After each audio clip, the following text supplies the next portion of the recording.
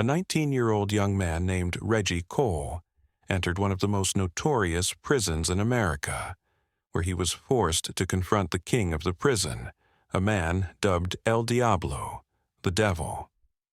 Despite the violent and brutal events that followed in his confrontation with the devil, this encounter eventually led to an unexpected, almost unbelievable outcome. A story filled with suspense, tension, and an unforeseen twist. So let's delve into the events of this tale together. Today's story is about Reggie Cole. Reggie was just a child when his family moved to Los Angeles in 1985.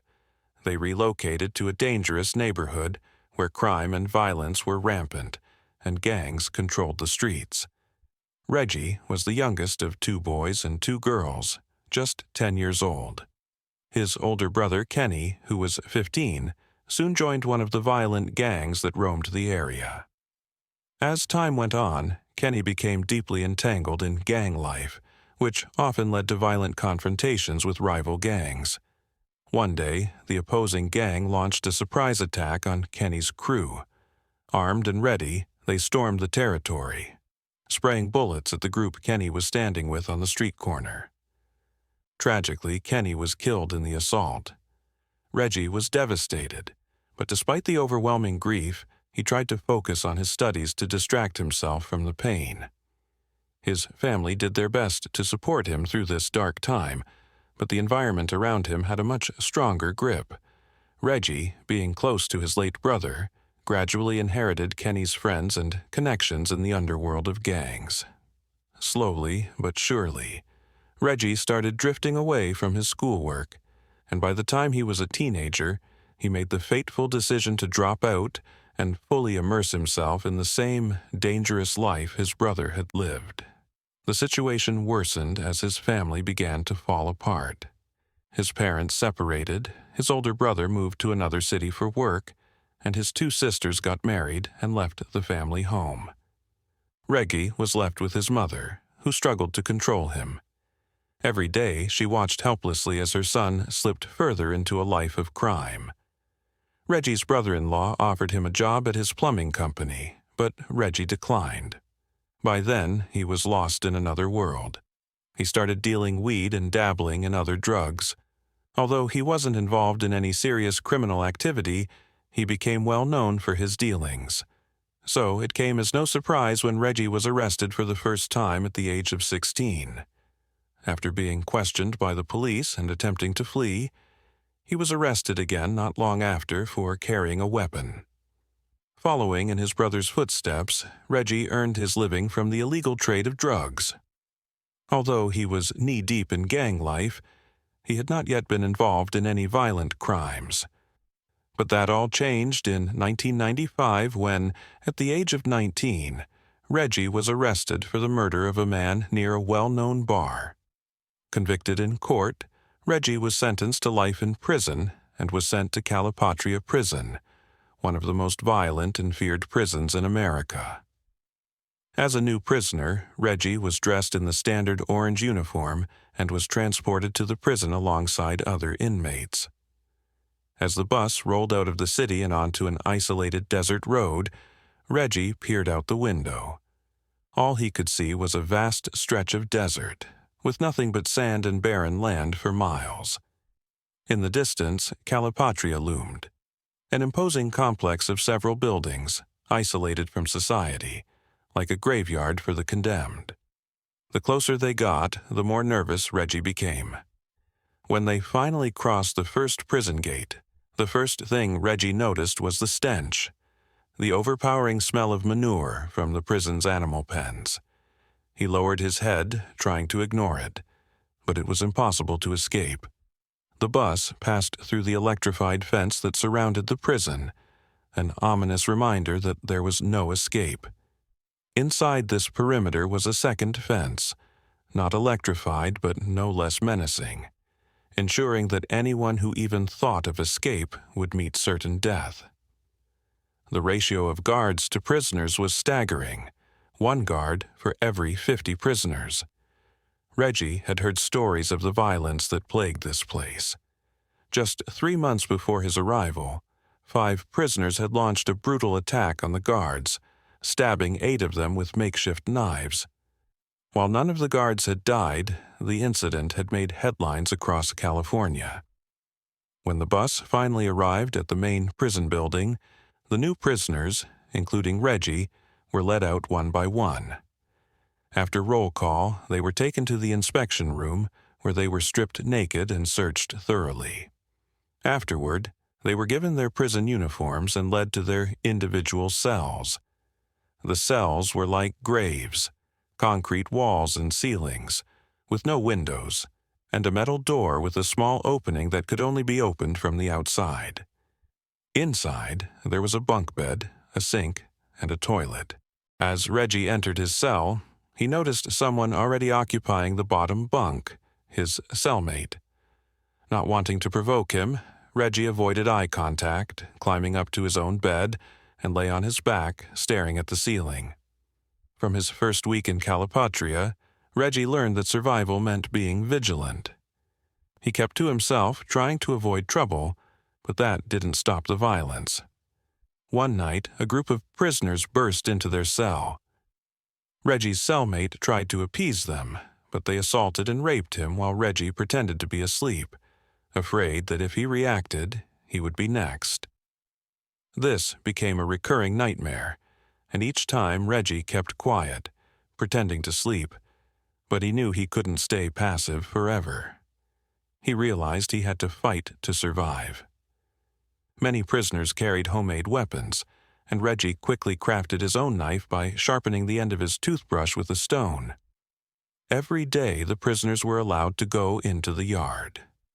Reggie noticed that most inmates were affiliated with gangs, and he knew that joining one would be his best shot at protection. But for new prisoners, joining a gang wasn't easy. You had to prove yourself first. Reggie watched from a distance, observing the different groups, hoping to find one that aligned with his old connections.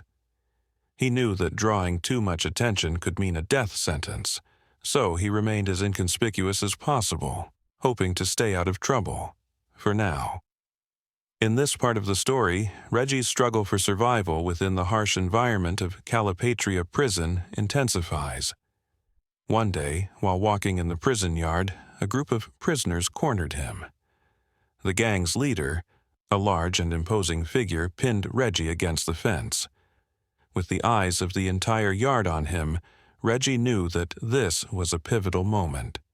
His cellmate's torment flashed through his mind, and he understood that if he didn't act, he would become an easy target, just like him.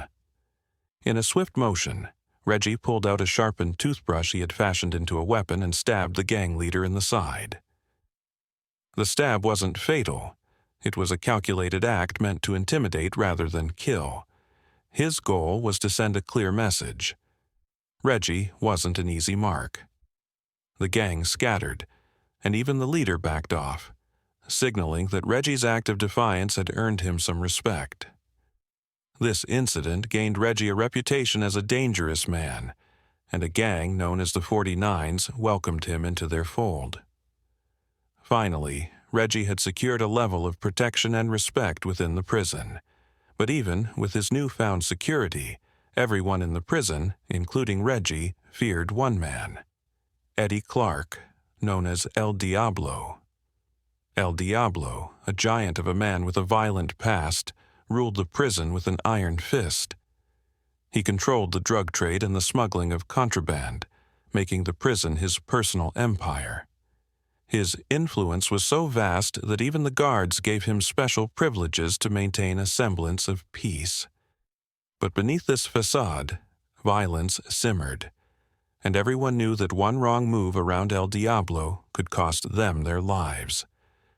Reggie wisely stayed out of El Diablo's way, spending the next few years focused on building his body and avoiding trouble. By the time he turned 24, Reggie had transformed himself physically, becoming strong and muscular. However, despite his efforts to remain under the radar, fate had other plans. In October 2000, a routine yard search changed everything. A guard found a handmade knife on the ground and demanded to know who it belonged to. No one spoke up, knowing the knife belonged to El Diablo's closest ally. Suddenly, El Diablo pointed at Reggie and accused him of being the knife's owner. The guards turned to Reggie for confirmation, but instead of cowering, he stood firm and denied the accusation. His defiance shocked everyone, and in that moment, Reggie became El Diablo's enemy. In the weeks that followed, Reggie was on high alert, knowing that a confrontation with El Diablo was inevitable. He avoided him as best he could, but the tension built until, in November 2000, El Diablo finally made his move. He approached Reggie in the yard and, without hesitation, stabbed him in the side. It wasn't a lethal wound, but it was a warning. Reggie's days were numbered. Despite the bleeding wound, Reggie knew that his only chance of survival was to fight back. He secretly retrieved a knife he had hidden in the yard and, during a routine search, seized the opportunity. As El Diablo was being searched by the guards, Reggie broke from the line and with one swift motion stabbed El Diablo in the throat. The yard fell silent as El Diablo collapsed, gasping for air and clutching his neck. Reggie, knowing the gravity of what he had done, immediately surrendered to the guards, lying down with his hands above his head and shouting that he knew what he did. The guards quickly restrained him, and Reggie was placed in solitary confinement, aware that his actions had forever changed the course of his life in Calipatria Prison.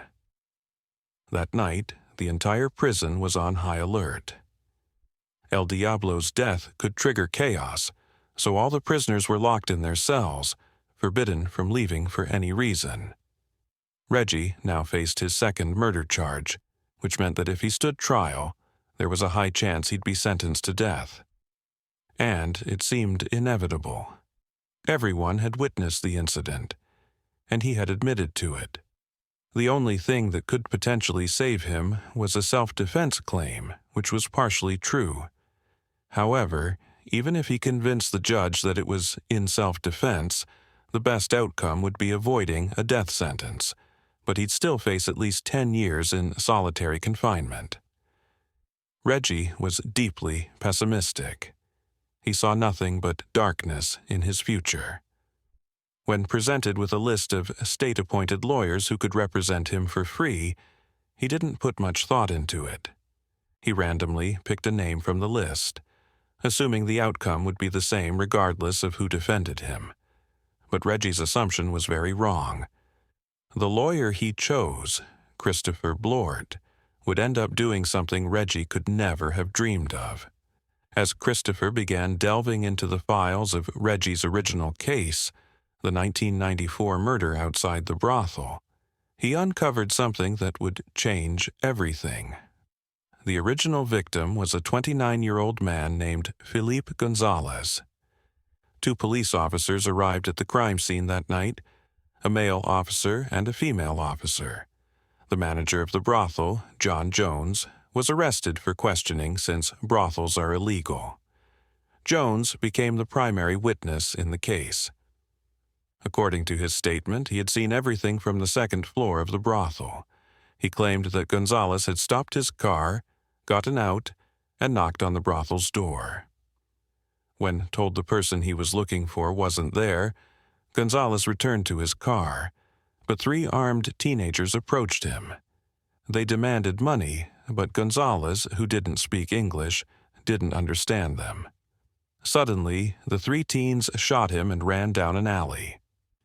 John Jones said one of the teenagers appeared to be limping, suggesting he had been shot, possibly by accident. The female officer leading the case, her first ever murder case, began searching for criminals arrested in the same area. She found Reggie, then 19 years old, working for a gang selling weed and nursing a gunshot wound to the leg. His profile seemed to match Jones's description, and Reggie was accused of murder, sentenced, and sent to prison. Christopher Blort's investigation revealed shocking details. Over the next 3 years, he proved Reggie had no involvement in the crime.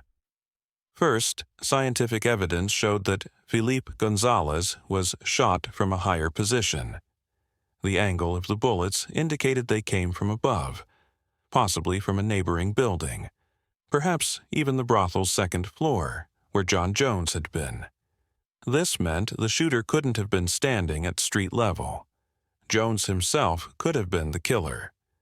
Additionally, there was no fingerprint or DNA evidence connecting Reggie to the crime, and John Jones later retracted his testimony, admitting he had told the police what they wanted to hear in exchange for being allowed to continue operating his illegal business. The most damning piece of evidence was Reggie's leg wound. It was indeed a gunshot wound, but it was 5 years old from when he was 13. The officer had likely known it was an old injury, but still used it to close her first case quickly, eager to claim a success for her record. Despite Reggie's long protests of innocence, he had been convicted. Reggie spent years in the prison library, researching wrongful convictions, all while trying to survive in a violent environment. He didn't seek trouble, but trouble came for him. He had been forced to fight, to defend himself, to survive in a place he should never have been in the first place. Blort worked tirelessly on the case, and after 3 years, he took it back to court. Finally, Reggie was exonerated of the 1994 murder. As for El Diablo's killing, the charges were reduced from first-degree murder to second-degree, and Reggie was sentenced to 10 years in solitary confinement. By the time this ruling was made, Reggie had already served 8 years in solitary after El Diablo's death. These years were counted toward his sentence, leaving him with just 2 years remaining. After completing those final 2 years, Reggie was finally released in 2009, after spending 16 years in prison, 10 of them in solitary confinement. Although those years were tough, Reggie was overjoyed to be free. After his release, he entered a lengthy legal battle to reclaim his rights, and in 2017, the city of Los Angeles paid Reggie $5.2 million in compensation. Of course, no amount of money could make up for the suffering he endured during his wrongful imprisonment, but at the very least, it ensured he could live comfortably for the rest of his life. And with that, we've reached the end of our story. Don't forget to like, subscribe, and thank you for watching.